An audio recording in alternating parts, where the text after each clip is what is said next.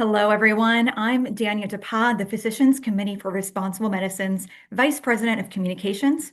And we are here today to discuss the vote that was just held by the OHSU board that will pave the way to close the Oregon National Primate Research Center. To comment, we have Physicians Committee President Dr. Neal Barnard, Physicians Committee Acting Director of Research Policy Janine McCarthy, and Senior Vice President of Legal Affairs Mark Kennedy.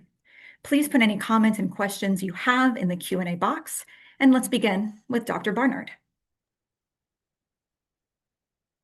Thank you, Daniel. Thank you to all of you for joining us. If you haven't yet joined us in the chat, please let us know that you're with us. We'd love to know where you're watching us from. Let me say a special thank you to those of you who have been members of the Physicians Committee. You know that we've been working hard in this and many other areas. And let me share my screen to give you a little bit of background. By the way, I should say that this overall announcement is going to probably take us maybe 15 minutes, maybe less. This is not going to be a full, going to be kind of quick. All right, so hopefully you can see this. You will probably remember that about 2011, 2012, the use of chimpanzees in research became extremely controversial. We worked behind the scenes with the Institute of Medicine, which issued this report pointing out that we don't need chimpanzees in research anymore. That report went to NIH. NIH pulled the plug on chimpanzee research. That's right. Chimpanzees were no longer used in experimentation. They were slowly but surely transferred to sanctuaries. The last ones went to sanctuary this past year. But that left all the non-human primates who were at the time in 8 different National Primate Research Centers. In 2015, we worked with Harvard to close its National Primate Research Center called the New England National Primate Research Center. They had lots of scandals, lots of animal care mishaps, shall we call them. And to Harvard's credit, they decided they did not want to have a primate center anymore. They stopped it. That left 7. The biggest of them is Oregon, the Oregon National Primate Research Center in Portland. Hotly controversial. And I have to say, at the time, a couple years later, I was serving on an NIH panel on strategic planning. And one of the panel members was working at one of the primate research centers. And she made a comment that just was a stinging indictment of what they're doing. She said, "We've got monkeys. Give us research to do." In other words, it wasn't that there were needs in human science that they wanted to pursue. It was that they had a whole bunch of monkeys and they wanted research grants to do studies of it. Well, when you're caring for huge numbers of animals, things happen. And OHSU had lots and lots and lots of violations, as they all do. In particular, monkeys were left in a cage washing apparatus. It's a scalding water bath, and monkeys were not removed from the cages. They were killed, obviously, and it became tragic, a tragic mess for everybody. In response, the Oregon legislature passed a law saying, we need transparency. What the heck are you people doing? And you've got to publicize it when you have violations of this type. That passed the Oregon legislature and is now law. However, the experiments didn't end. There were a number of experiments that have been extremely controversial, giving THC to monkeys. THC is the active ingredient in marijuana. We already know its risks. Giving huge amounts of alcohol to animals to show that drinking a lot is not healthy for you. This study, I'm not making this up, just published in 2024, giving animals the equivalent of 6 drinks a day for almost 600 days, killing all the animals to show what happened in their bodies. Giving THC to male monkeys, and then, plug your ears, putting them into an electroejaculation device to extract sperm samples. The monkeys fight this. The monkeys themselves get injured, and often the animal care techs get injured in the process.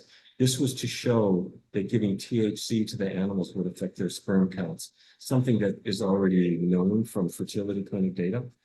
They maintain huge numbers of animals in colonies where they feed them deliberately unhealthy food to make them sick.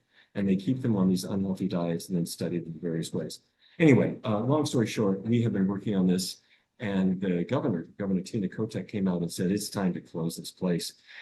So Many members of the legislature, many members of the public have responded to the media campaign and the scientific campaign that we've brought forward. So about a week ago, they released this statement saying that NIH is looking at us to do better, more novel and human-based research methods, and saying maybe we can move away from this.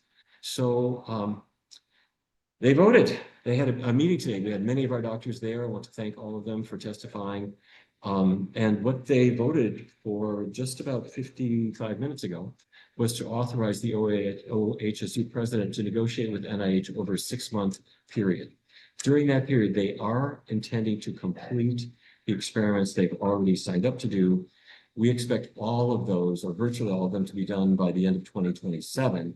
But meanwhile, they are legally obliged to consult with animal welfare experts and sanctuary experts to figure out how you can take 5,000 monkeys in cages and turn this into a place where experiments no longer occur and where the animals transition out of these cages into group housing and can be cared for the rest of their lives. They have agreed to stop reading them, which is important. There had been an effort to cease applications for primate experiments. That was removed at the last minute. So that's an important issue, is that they're going to continue to apply for them, and the negotiations are going to be challenging. Let me pause and stop my share, and let me ask Janine McCarthy to come in. Janine, you testified. You gave some very important comments from a foundation as well. Can you give us your take on today? Yeah, today was a huge step forward. This was just a really momentous moment for our organization, all of our supporters, and for the other groups who have really been pushing the charge and working towards the closure of the Oregon National Primate Research Center. Today really reflects clear evidence, good governance and leadership by the OHSU Board of Directors. I think they're truly responding to a clear shift in federal funding priorities, advances in human-based science, and really long-term financial and ethical responsibilities of a public institution. If I may, just for the animals, I think this vote really does open a pathway towards a sanctuary option, which is, what we all want for these animals. Janine, I was taken with the quote that you gave from Gary Michelson, the surgeon who is not only a surgeon and an inventor, but also runs a huge foundation that's been very supportive of research. Do you mind sharing a part of that comment? Sure, yeah. So Dr. Gary Michelson, he's head of the Michelson Medical Research Foundation. His organization, they've devoted over $200 million to medical research, covering everything from vaccine development to innovative spine injury treatments.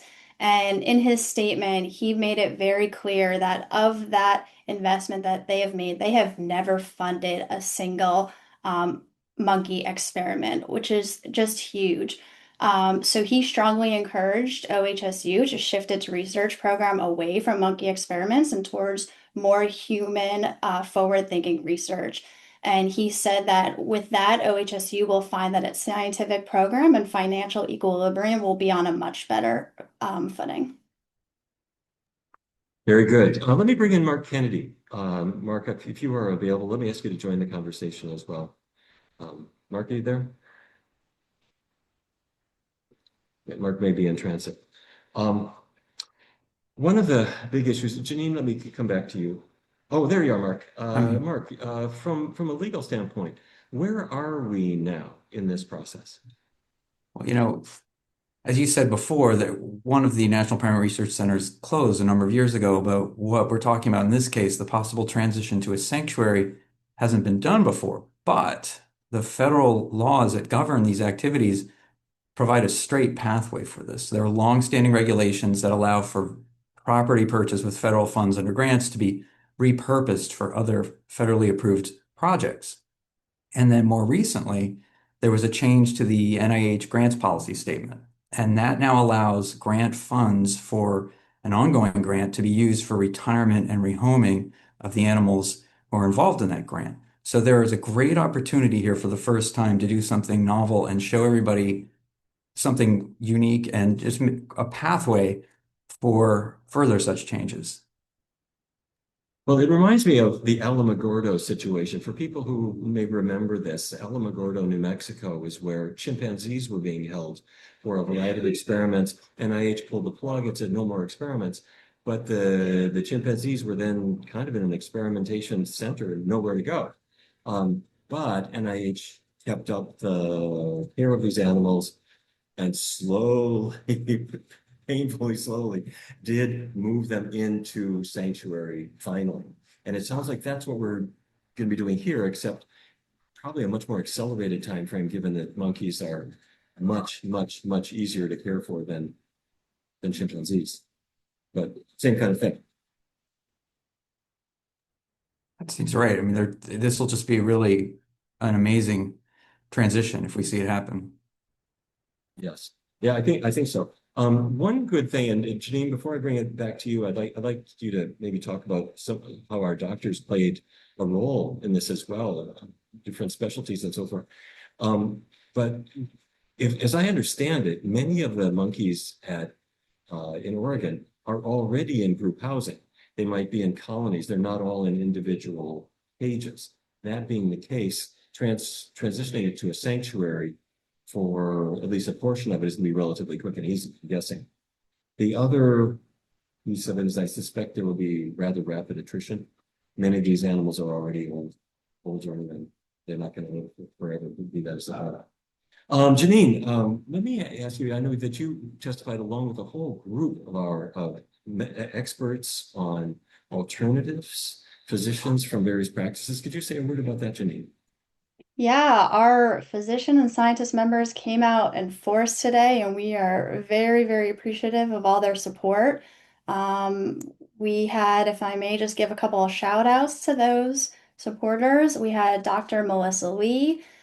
She's a pathologist based in Oregon. Dr. Dave Rude, who's a psychiatrist, also in Oregon. Garrett Lavis, he's a neuroscientist in Oregon. Barbara Jacobson, a lawyer also based in Oregon. Dr. Bob Eagerman, he's based in Florida but called in virtually. Dr. Neal Barnard, of course. Dr. Michael Metzler, who's based in Oregon and he's an emergency physician. Dr. Gail Van Norman, she's an anesthesiologist in Washington. And then we had several of our physician members who were not able to testify in person today also give written comments, which was very helpful. Great. Thank you, Janine. Thanks to everyone who has been involved in this. And I know that people throughout Oregon and the rest of the country have pushed very, very hard to show that you can do good science along with compassion by moving away from animal studies toward more modern methods. It's a win-win-win. It's a win for the animals, certainly. It's a win for science. It's a win for the patients as well. All right. I finally maybe want to say a big thank you to all those people who have just supported our work here at the Physicians Committee, whether a family member left a legacy, made a bequest, whether somebody wrote a check to support them, or whatever it was. That's what makes it happen. So thank you to all of you. Daniel, let me turn it back to you.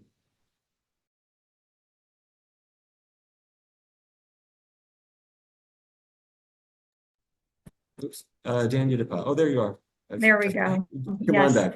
Thank you, Dr. Leave Barnard. it to you for the last words. Yes, thank you, Dr. Barnard. This concludes our press conference. Thank you, everyone, for joining. Thank you for continued support, your time, your effort. We appreciate you. Have a great day and stay tuned for more updates.